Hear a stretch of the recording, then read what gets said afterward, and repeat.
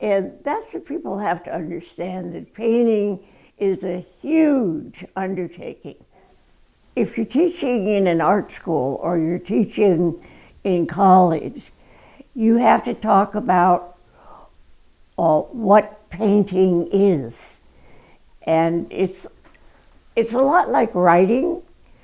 Painting and writing, I think, of the two are very, very similar in that you start with a blank page, and then you need to say something. And when you say to a student, "What have you got to say?"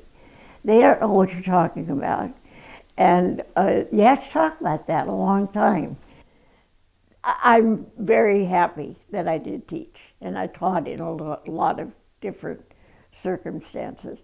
So let's talk about the flowers. First, it was because I felt a lot of freedom doing them, because I could invent and I could do stuff with the color and so on. But after a while, I began to understand the flowers represented more to me than freedom.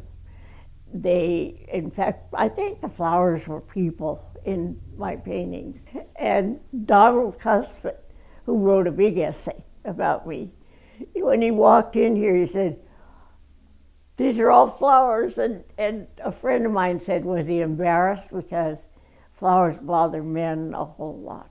They're so sexual. But I'd like to be admired for sticking with the flowers. So creative.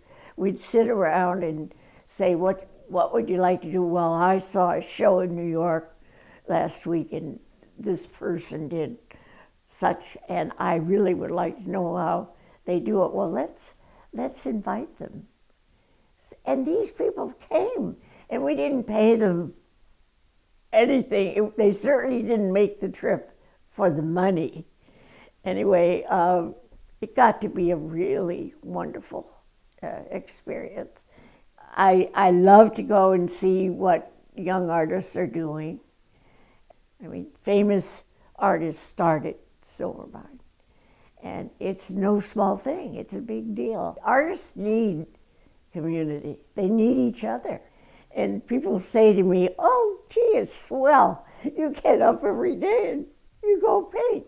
I get up every day and pray that I'm going to paint and that I'm going to paint well. And I'm always a little surprised when people won't try art, it's natural for us to make pictures, any kind of pictures. Art belongs to everyone. It does.